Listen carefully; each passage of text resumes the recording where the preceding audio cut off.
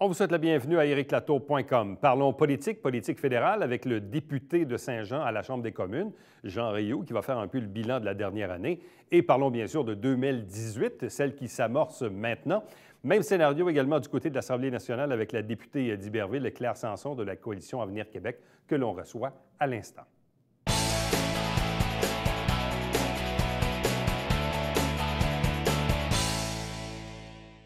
C'est le moment de tracer un bilan de la dernière session parlementaire, on pourrait dire de la dernière année, on pourrait même dire presque le mandat au grand complet, puisqu'on est en année électorale du côté de Québec. On en discute aujourd'hui avec la députée d'Iberville à l'Assemblée nationale, Claire Sanson. Bonsoir et bienvenue. Merci, bonsoir. Merci d'être là, un peu touché par la grippe saisonnière. Un peu abîmé par la grippe, je me sens comme une grosse boîte de néo-citran, mais c'est pas grave. Mais quand même, vous êtes là, vous êtes pas toutes grave. là, puis bon. C'est important, évidemment, de communiquer avec les citoyens. Bien sûr. Si vous aviez à résumer les dernières semaines, les derniers mois, voire la dernière année pour vous, quels ont été les faits marquants en politique provinciale? Bien, je vous dirais que la dernière session a été quand même une bonne session d'un point de vue législatif. Il y avait beaucoup de projets de loi importants. Là, on n'a pas terminé celui sur le cannabis, mais ça va être un projet de loi très important qui mobilise beaucoup d'énergie et d'efforts de la part de nos équipes, naturellement, tout comme le projet de 62 sur la neutralité religieuse. Ça a mobilisé beaucoup d'énergie.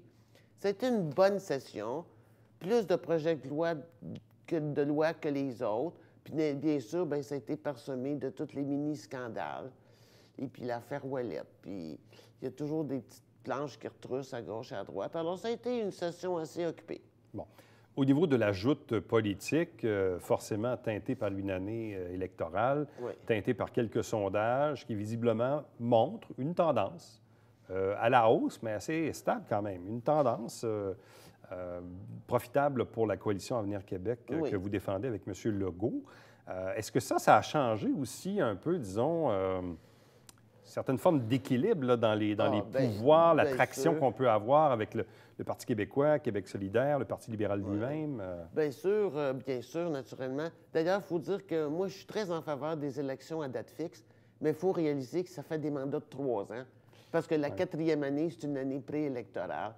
Donc, ça fait des mandats de 3 ans, donc ça change naturellement... La dynamique. La dynamique, c'est évident. Bien sûr que, bon, pour le moment, nos sondages sont bons, on se calme. Nous autres, on n'est pas énervés du tout, là. Il faut continuer à travailler. Mais il est devenu évident, si vous observez les travaux à l'Assemblée nationale, que là, on est devenu l'ennemi à abattre. La cible. On est devenu l'ennemi à abattre, autant pour les libéraux que pour les péquistes, que pour Québec. Même Québec solidaire s'en prend à nous, là. Donc, c'est sûr que ça va être... les prochains mois vont être difficiles. Il ne faut pas qu'on s'en fâche, il ne faut pas qu'on fasse d'erreurs. Mais en même temps, il faut rester en avant de la parade. Bon. Mais on est prêt. Du côté du comté d'Iberville, quels ont été les principaux enjeux que vous avez défendus ou portés à l'Assemblée nationale ces dernières semaines? Ah bien sûr, j'ai questionné sur les travaux du Pont-Gouin et les retards que ça a effectué pour les gens d'affaires. Et naturellement, les travaux qui devaient durer 1 semaine ont duré 4 semaines à cause de la grève des ingénieurs de Québec. Donc, ça a eu des impacts importants chez les marchands. Puis, il ne faut pas le négliger, c'est grave. Donc, j'ai posé des questions au ministre des Transports là-dessus. J'ai eu quelques dossiers avec les commissions scolaires pour des travaux dans des écoles qui ont été rénovées. On a été chanceux, on a eu une couple cette année qui ont bénéficié de programmes de rafraîchissement puis d'agrandissement. Donc, ça, c'est bon. Ensuite, pour il y a eu des dossiers un peu légaux, dont je ne peux pas parler parce que ça concerne des individus ou des gens d'affaires. Il y a eu plusieurs choses. Et là, je viens de faire ma rencontre annuelle avec les maires. Je le fais 2 fois par année, où je rencontre les 16 maires de la municipalité. Je leur fais le bilan de mes activités, des organismes communautaires. Puis là, je prends ma liste des choses, des dossiers qui devraient m'accaparer au cours des prochains mois. Et je vous dirais qu'il y a un terme général qui revient dans toutes les municipalités, c'est les infrastructures. Infrastructures sportives, infrastructures d'eau, d'aqueduc, d'épuration des eaux, d'Internet. Le dossier des infrastructures, puis j'imagine, là, on va avoir un caucus pré-sessionnel. j'imagine que ça va être le cas dans plusieurs régions du Québec où les infrastructures ont été négligées pendant des années. On le voit à Montréal, dans quel état est la ville. Je pense que c'était probablement une philosophie qui s'est répandue pas mal à travers le Québec. Sentez-vous en même temps que les maires que vous avez rencontrés préparent un peu le terrain? Parce que les maires regardent aussi les sondages et se disent, bien, la possibilité que la CAQ forme le gouvernement, ça peut arriver. Ce n'est pas juste quelque chose qui pourrait arriver comme ça, mais visiblement, c'est quelque chose qui c'est un scénario envisageable. Oui. Est-ce que vous sentez de la part de ces maires-là qu'on prépare un peu le terrain en se disant, bon, si la CAQ est élue, gouvernement, Mme Sanson est réélue, il faut que je commence à placer mes billes pour parler de tel projet que j'ai dans ma municipalité. Est-ce que vous sentez un peu qu'on commence à préparer le terrain? J'ai quelques nouveaux maires dans mon comté, mais au fil des 3 dernières années, j'ai appris à bien connaître la majorité des maires avec qui je m'entends très bien. Et puis, on s'est toujours parlé franchement. Je n'ai pas senti beaucoup de petites stratégies politiques. Plusieurs m'encouragent et me disent « ça va bien pour vous autres, on est contents », puis tout ça.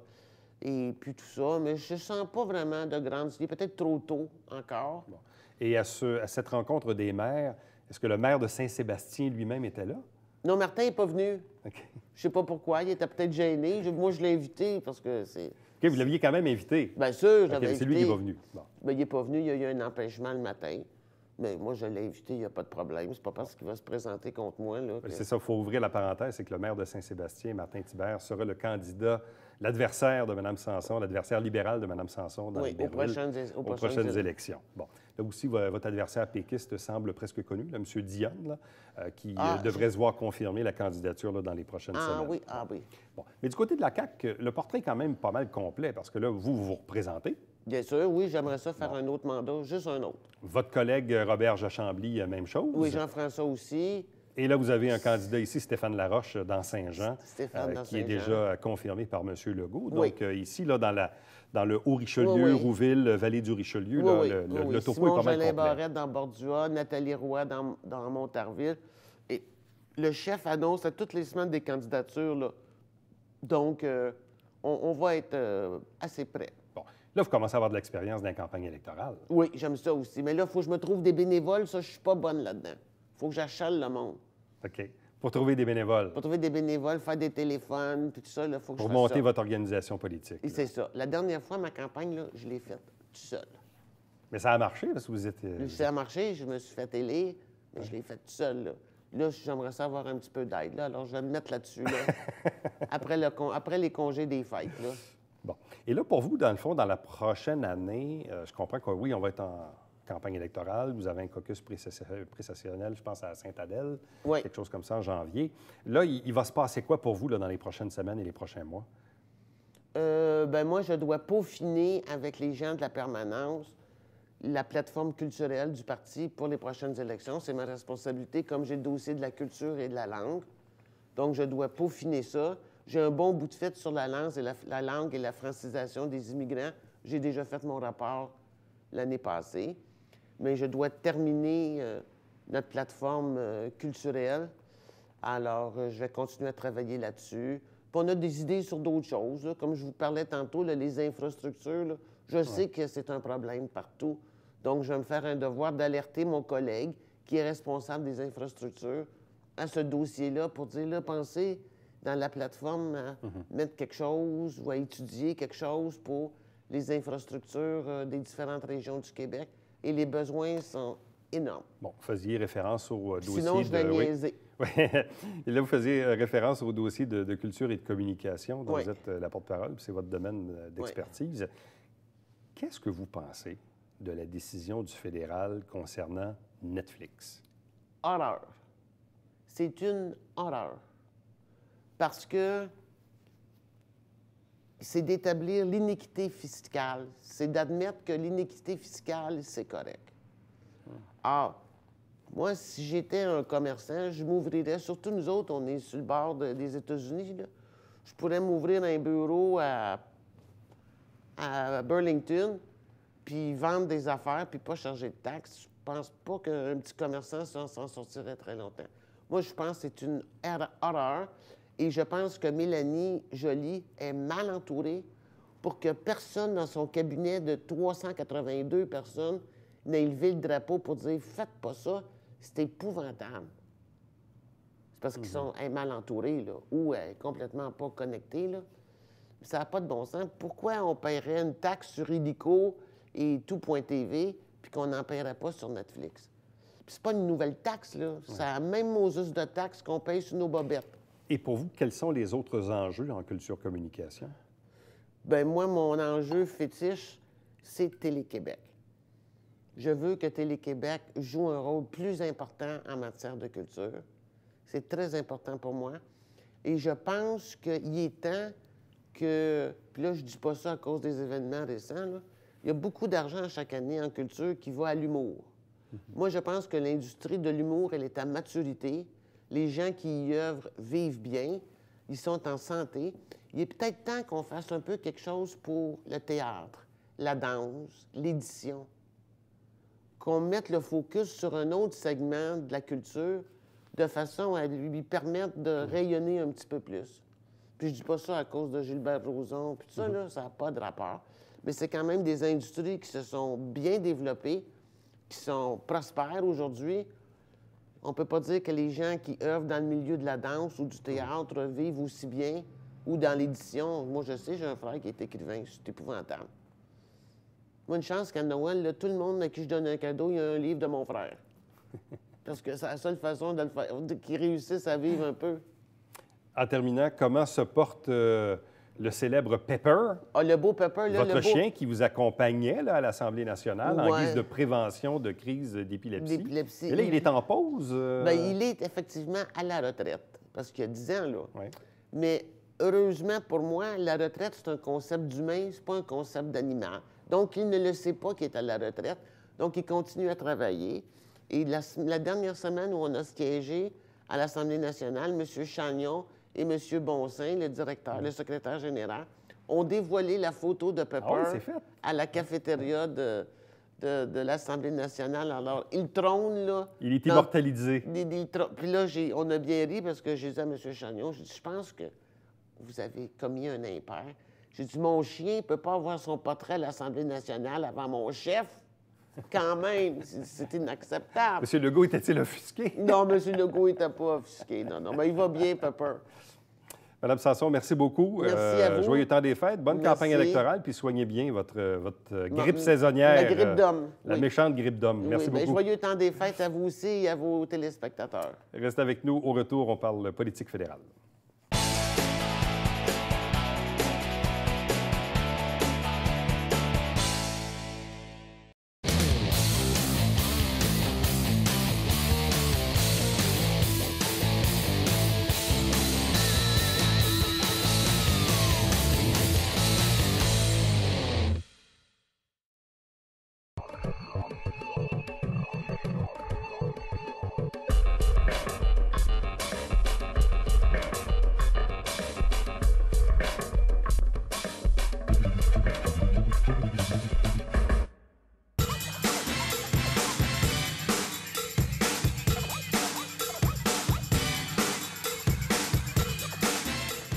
Dimanche, 9h30, Télébingo, on vous attend.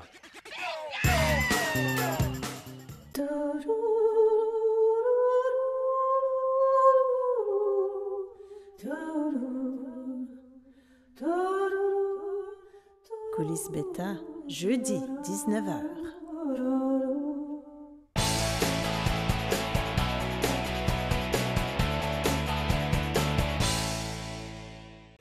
Du côté de la Chambre des communes à Ottawa, c'est le moment de la pause avant la reprise des travaux, quelque part fin janvier 2018.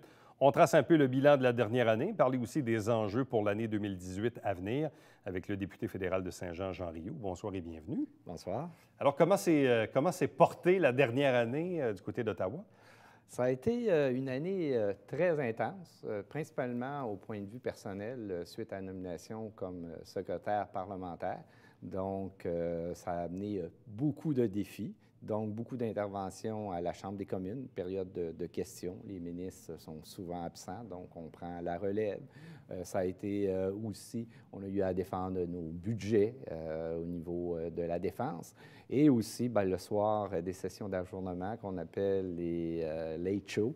Donc, je suis celui qui en a fait, le deuxième qui en a fait le plus à la Chambre des communes. Donc, ça a été ça. Mais surtout aussi, pour le ministère de la Défense, ça a été le dévoilement en juin de la nouvelle politique de défense. Et cette politique-là, bien, je pense, va avoir beaucoup d'impact pour le Haut-Richelieu.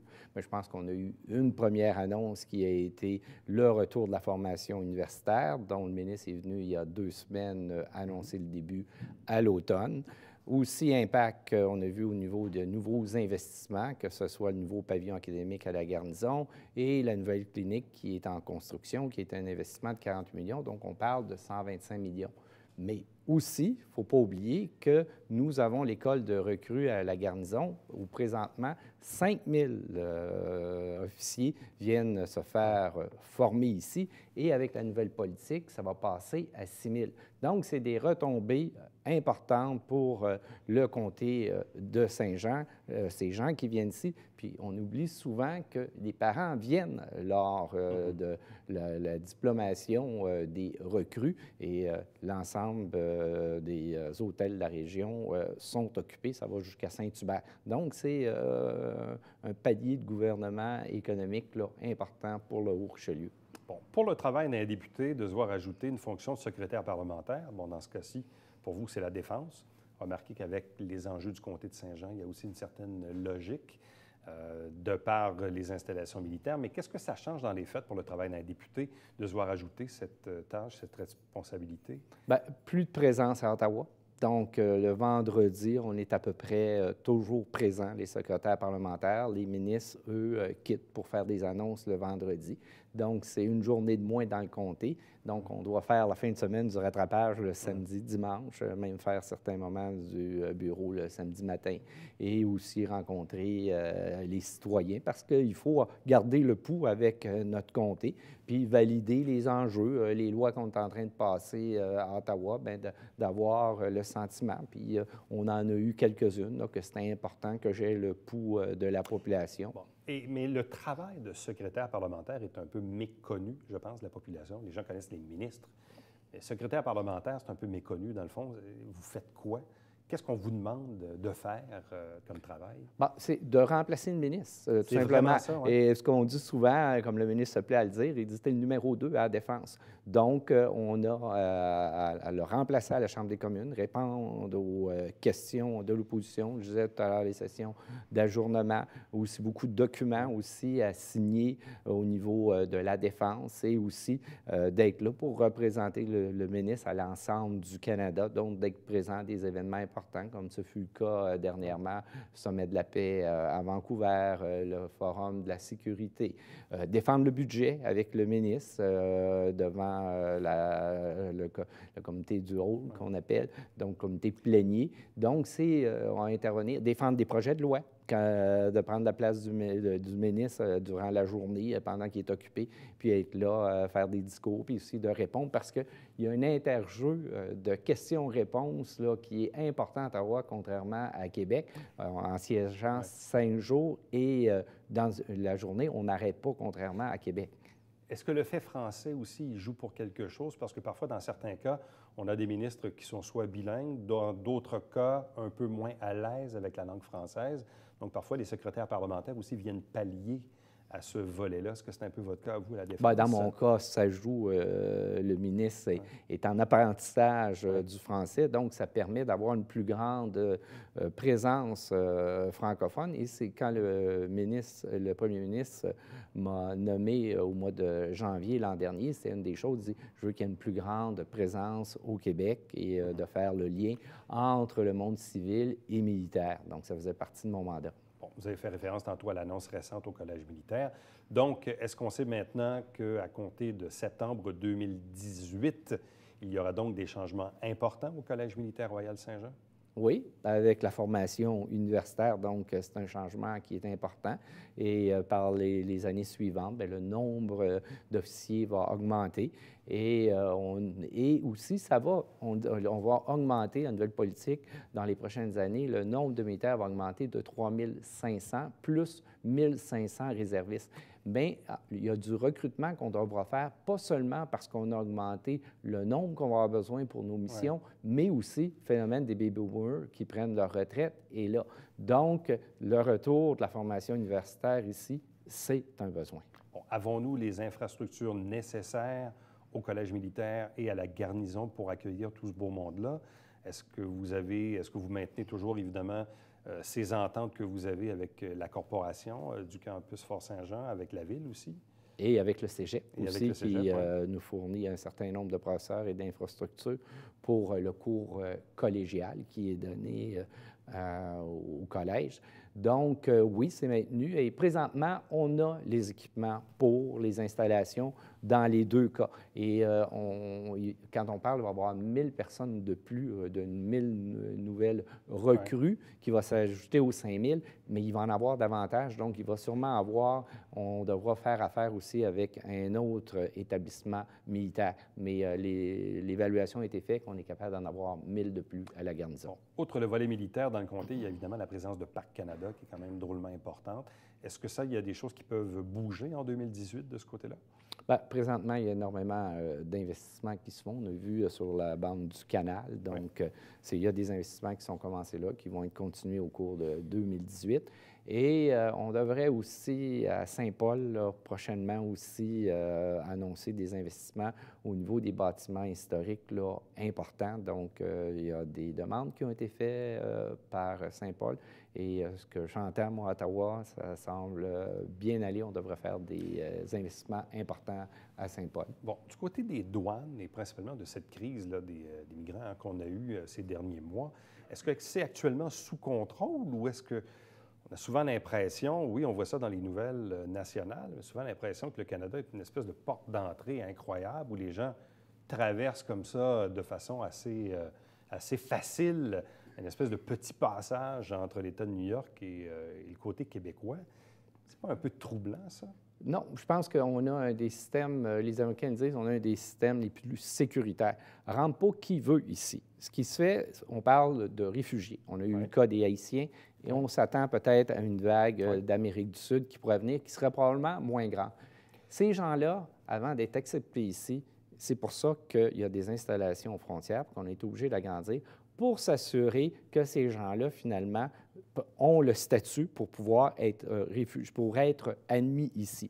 Automatiquement, sont dans leur dossier, parce qu'avant d'être accueillis à Montréal ou ailleurs, on s'assure qu'ils n'ont pas de dossier criminel. S'ils ont un dossier criminel, ils sont automatiquement retournés aux États-Unis ou dans leur pays d'origine. Donc ça, c'est une chose qui est réglée. Ensuite, les gens, on va réévaluer, ils ne sont pas acceptés. On va réévaluer si réellement ils sont des réfugiés et des gens, finalement, qui pourraient vivre des conséquences néfastes d'un retour dans leur pays. Et la moyenne, à peu près, c'est 40 à peu près qui vont rester ici. Et ces gens-là, si on les garde, règle générale, c'est des gens qui sont formés et on sait que la main-d'œuvre, c'est une denrée très rare présentement au Québec. Donc, on prévoit que dans les 10 prochaines années, il va manquer 600 000 travailleurs. Donc, on a besoin des réfugiés, puis on a besoin des immigrants. Bon, parmi les autres enjeux nationaux, bon, il y a évidemment celui du cannabis, là, où tout le monde parle évidemment de la fameuse date fatidique du 1er juillet 2018. Êtes-vous toujours aussi convaincu que c'était la bonne décision à prendre? Ça fait très longtemps que j'en suis convaincu de cette décision-là. Même à l'époque où j'étais adjoint parlementaire à l'agriculture au Québec, je me disais, l'argent qui était investi pour aller surveiller les champs, c'est pas ça qui réglait le problème, et aussi de poursuivre les criminels, parce que finalement, c'est ça, il n'y a pas de loi. C'est le free-for-all, c'est le Far West présentement, le cannabis, et le résultat qu'on a, il ne faut pas se le cacher, c'est au Québec où est-ce qu'on a les jeunes ont le plus haut taux de consommation au monde. Donc, présentement, on ne peut pas être pire que c'est présentement. L'objectif, il n'y a personne au gouvernement qui est pour la consommation du cannabis. On croit à des habitudes saines de vie. Sauf que ça existe. Il y a une consommation et présentement, c'est plus facile pour un jeune de pouvoir s'acheter des joints de cannabis que de s'acheter une bière ou une cigarette. Donc, première chose qu'on veut faire, c'est de la prévention auprès des jeunes et s'assurer que les jeunes ne commencent pas à consommer du cannabis et après ça, passer à d'autres drogues. Ça, c'est la priorité. Au lieu de mettre les ressources pour essayer de criminaliser tout le monde, bien, on va mettre les ressources davantage sur la prévention sur nos jeunes et aussi la qualité du produit pour ceux qui en consomment. Autre sujet aussi qui a suscité, disons, beaucoup de réactions, Mme Sanson en parlait tantôt, là, concernant Netflix.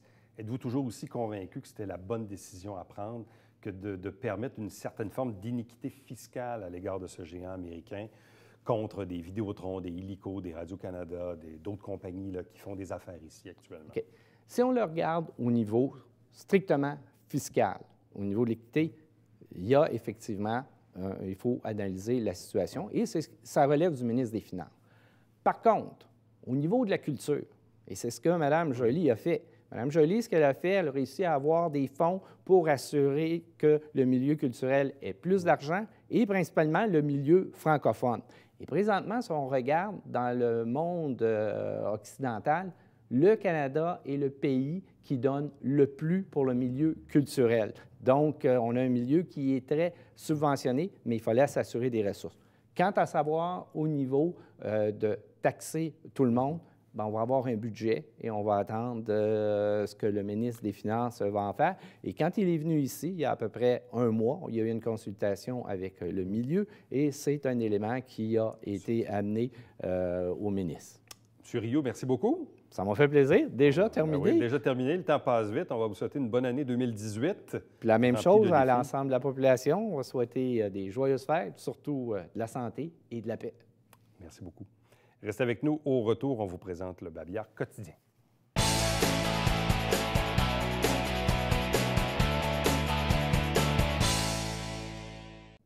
On vous rappelle qu'il est permis de stationner la nuit à Saint-Jean-sur-Richelieu, mais évidemment pas en période de déneigement et il est de votre responsabilité de vous renseigner. On vous rappelle également que le Télébingo a repris l'antenne, toujours 4 000 $ en prix, 30 dépositaires pour acheter vos livrets un peu partout sur notre territoire. À demain. Bye-bye.